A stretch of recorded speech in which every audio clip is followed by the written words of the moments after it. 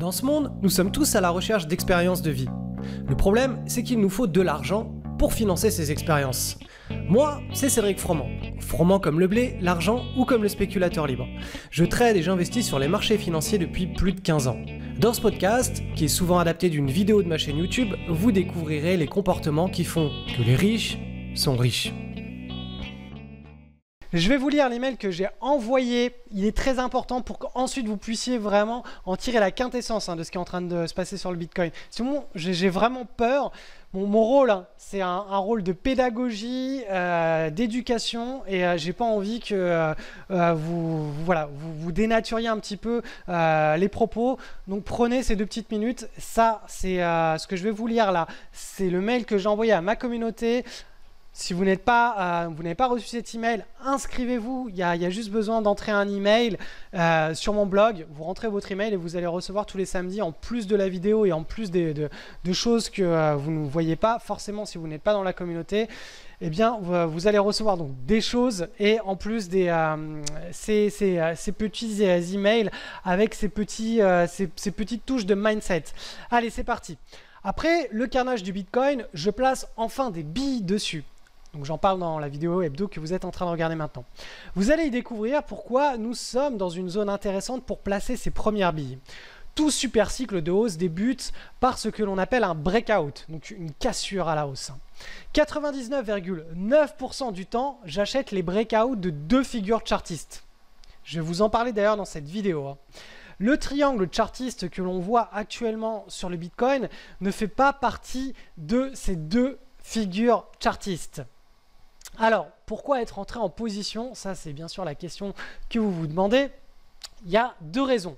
La première, c'est que là, pour le coup, on est monoactif, puisqu'on regarde ce qui se passe sur le Bitcoin jour après jour, semaine après semaine, mois après mois. Et donc, du coup, il faut être plus souple pour s'adapter au paysage boursier qui se présente sur le Bitcoin. Lorsque l'on cherche un point d'entrée sur un actif en particulier, il y a très peu de probabilités pour que ce dernier forme un contexte de trading parfait. C'est d'ailleurs pour cette raison que 99,9% du temps, eh bien, j'utilise un screener sur une base de données de plus de 10 000 actions. Donc vous voyez que là, les screeners, c'est une logique multi-actif. On va essayer de trouver un contexte de trading parfait parmi plus de 10 000 actions et on va réussir à les trouver.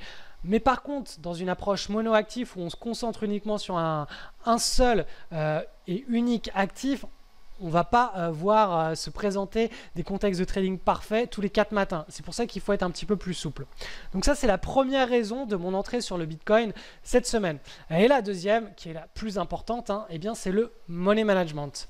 Il me permet de prendre une perte douce si le scénario ne se valide pas. Pourquoi? Parce que j'y vais pas all-in et vous ne devriez surtout pas y aller all-in. Je répartis mon capital sur une multitude de petits paris boursiers chaque année. Une grande majorité de ces trades ne donnent rien. Ça finit ce qu'on appelle plus ou moins flat, c'est-à-dire sans perte ni gain.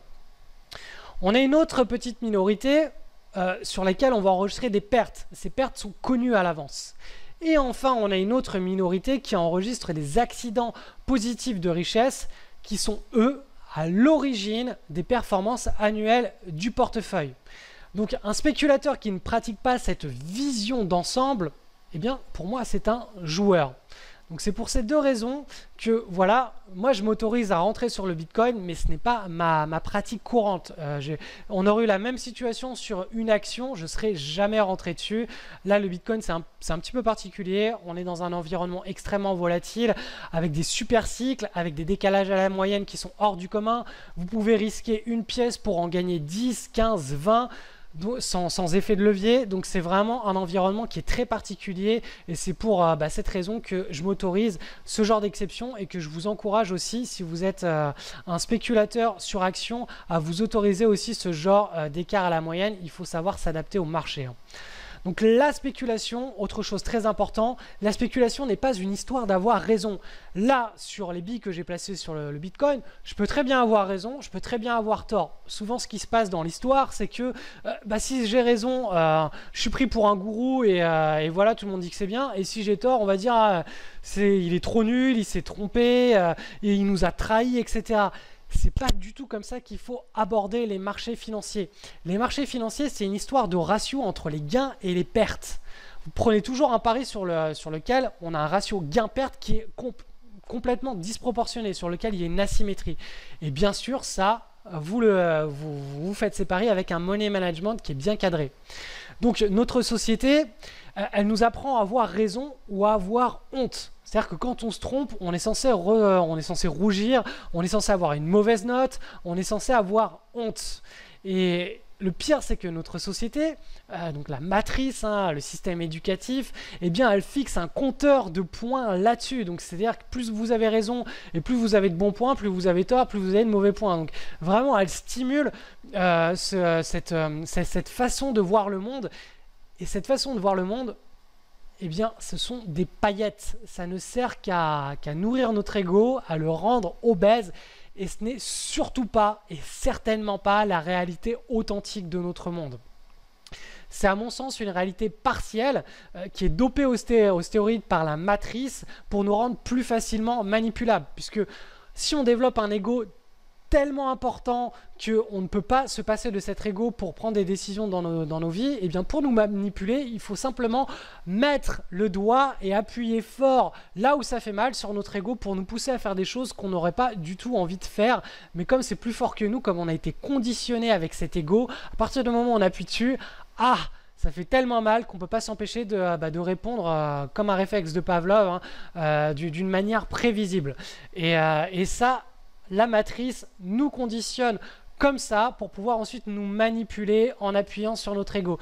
Et sur les marchés financiers, ça ne se passe pas du tout comme ça. Tous ceux qui fonctionnent avec l'ego, ils se font littéralement laminer. Donc, moi personnellement, je ne fais jamais de conseils boursiers. Mais cette semaine, aujourd'hui, je vais faire une seule exception. Ce sera la seule exception de l'année. Et voici mon conseil. Et ce n'est pas le conseil auquel vous attendez.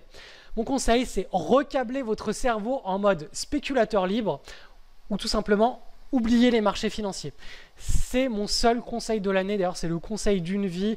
Il faut vous recabler le cerveau ou complètement arrêter la spéculation. Sinon, vous allez peut-être avoir des beaux paris, des paris qui vont vous faire des décalages de votre compte de 2, 3, 5, 10 fois, mais ça va quoi qu'il arrive, un jour se terminer mal. C'est pour ça vraiment qu'il faut directement se reconditionner pour pouvoir aborder cette activité de manière professionnelle.